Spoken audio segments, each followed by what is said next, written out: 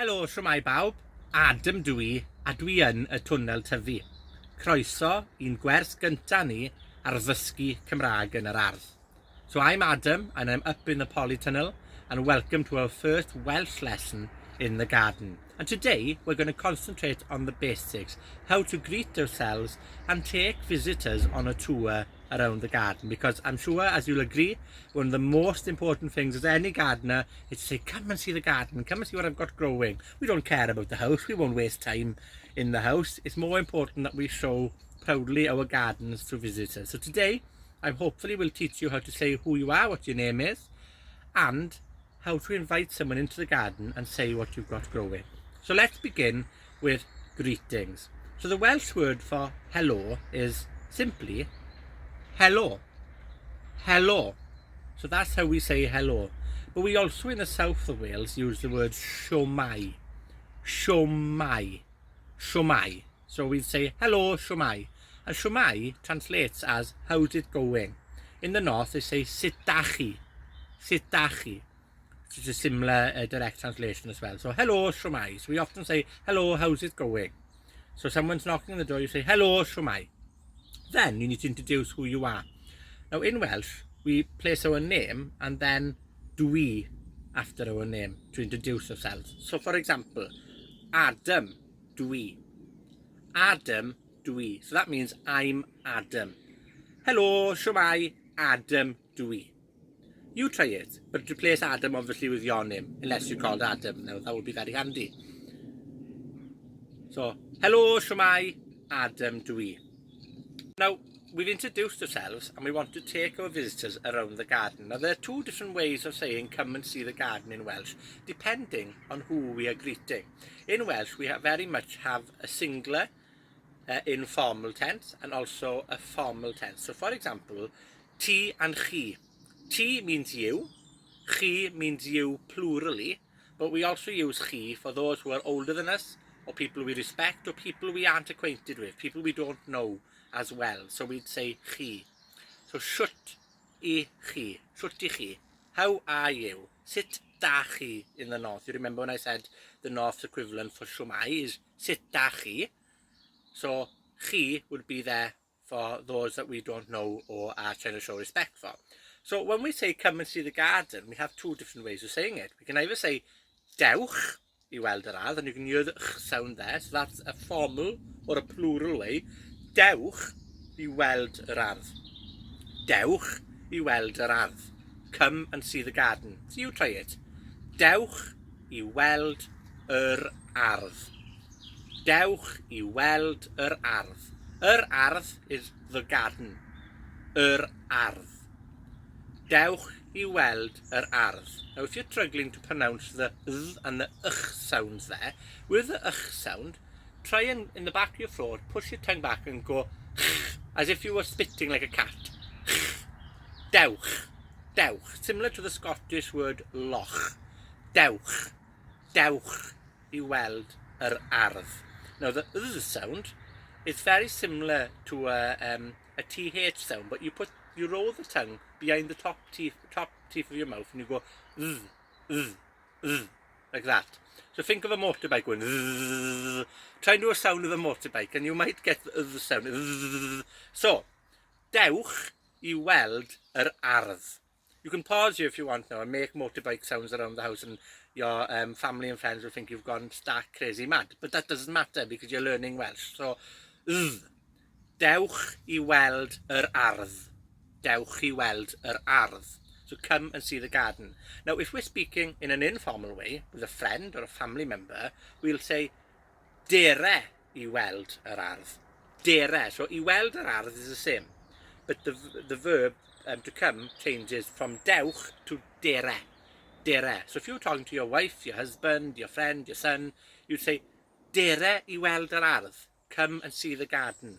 But if you were talking to, for example, let's say Monty Don knocked on my door and said, I'd love to come and see the garden, I'd say, hello, Adam dwi, Monty Don. Dewch I weld yr ardd. Dewch I weld yr ardd, because I'd want to show Monty Don the respect he deserves.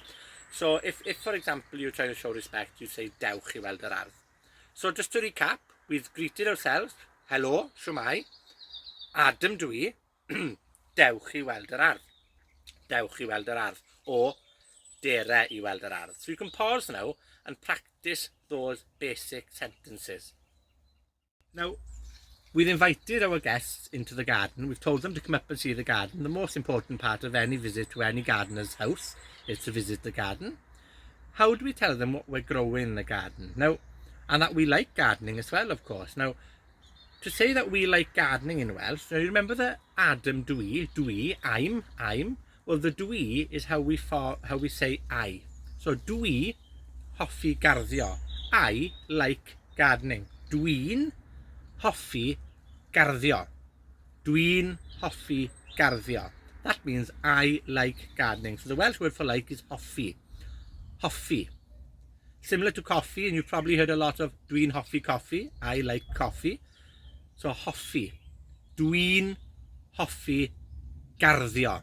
Now garddio is the Welsh verb for gardening. Now the Welsh word for garden is gardd or ardd.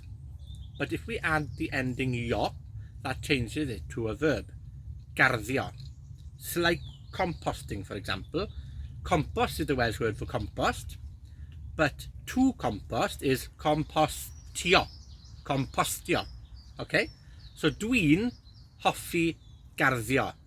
I like gardening. Dwi'n hoffi garddio. You try it. So, we've said, hello, shwmai, Adam dwi, dewch i weld yr ardd. Dwi'n hoffi garddio. So, hi, I'm Adam, come and see the garden. I like gardening.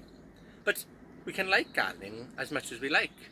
But how do we show what we're growing in the garden? So, to say that I'm growing something, we say dwi'n tyfu. Now, dwi'n hoffi is I like. Dwi'n tyfu is I grow. So the Welsh word for grow is tyfu. Tyfu.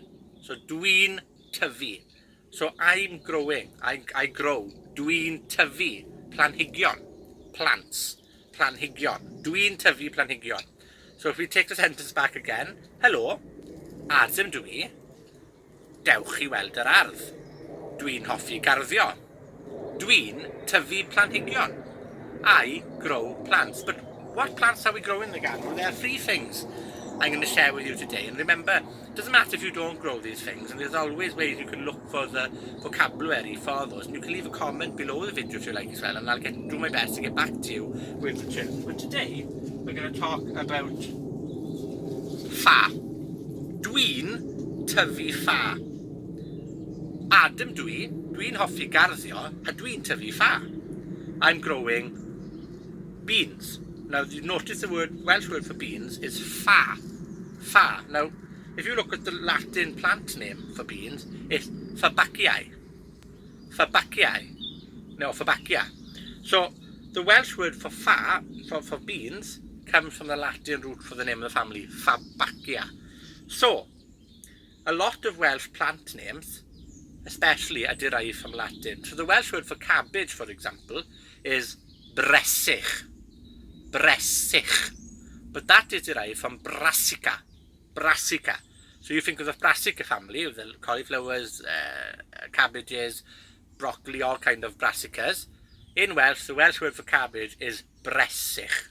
Bresych. Okay? And cauliflower is blod fresych. So literally, flower cabbage, blod fresych. So you may know more Welsh words than you think or you've considered based on some of your Latin terminology for gardening or some of the English words you know as well, such as compost. So, dwi'n tyfu fa mewn pot o compost. I grow beans in a pot of compost. So the Welsh word for pot is pot and the Welsh word for compost is compost. So dwi'n tyfu fa mewn pot o compost. Pick a vegetable or a plant that you've currently got growing on your windowsill, and it doesn't matter what it is, even if you've got the English name for it, so you could say dwi'n tyfu French marigolds. Dwi'n tyfu French marigolds mewn pot o compost. I grow French marigolds in a pot of compost. But obviously, as gardeners, we grow so many different plants and vegetables. And another thing that I'm growing at the moment is wyno'ch. Wynwns. Now, can you guess what wynwns is? Ydych chi dyfalu? Wynwns.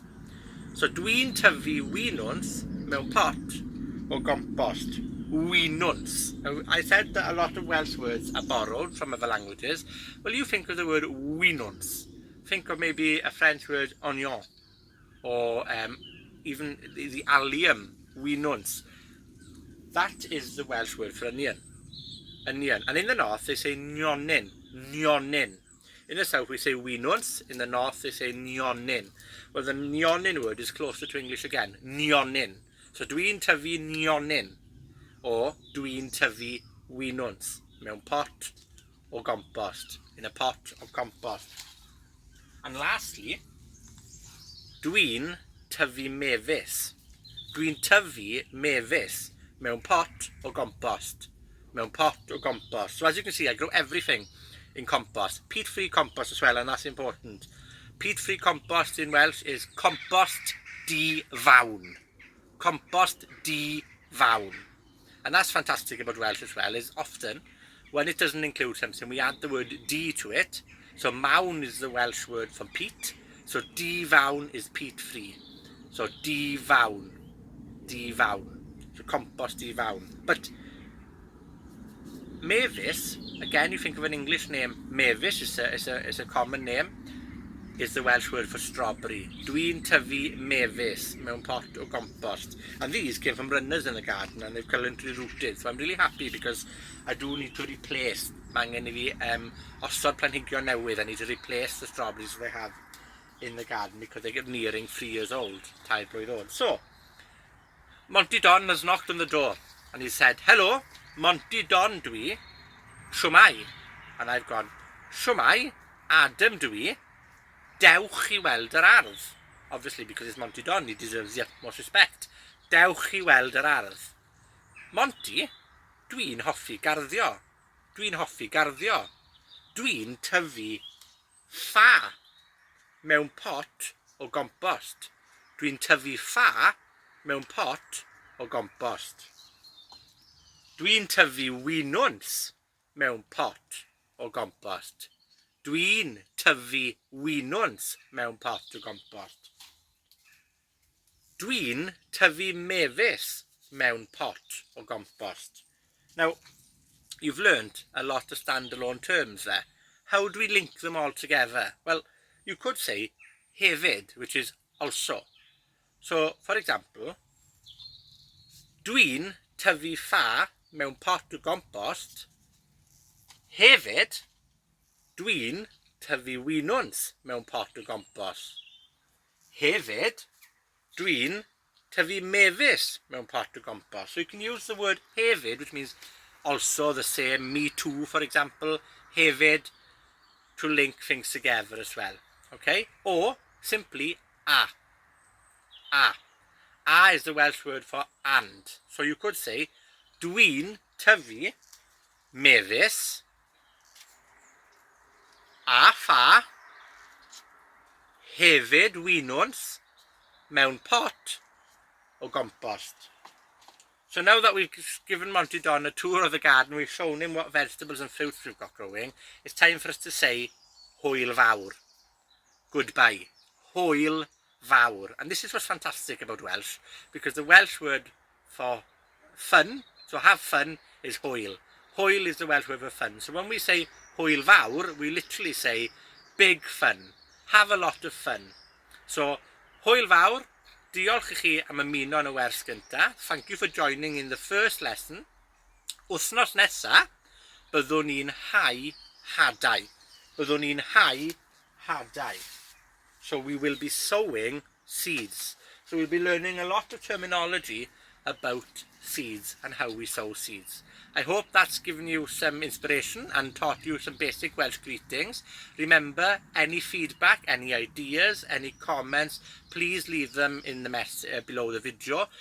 Also, if I could encourage you to like the video and subscribe as well, I would be very grateful, because I'm eager that so many people as possible can have access to learning some Welsh in the garden, because gardening and Welsh, they go hand in hand. They're both fun, they're relaxing, and it's an opportunity to re-engage perhaps with some of the traditional gardening ways that we have in Wales. Gardening in Welsh are intertwined, and the names for flowers, vegetables, all kinds of gardening themes in Welsh are so rich, and it's so very important to try and conserve these for the future as well. Felly, diolch o galon am ymuno yn y wers, pob hwyl, a tan y tro nesa, mwynhewch y garddio.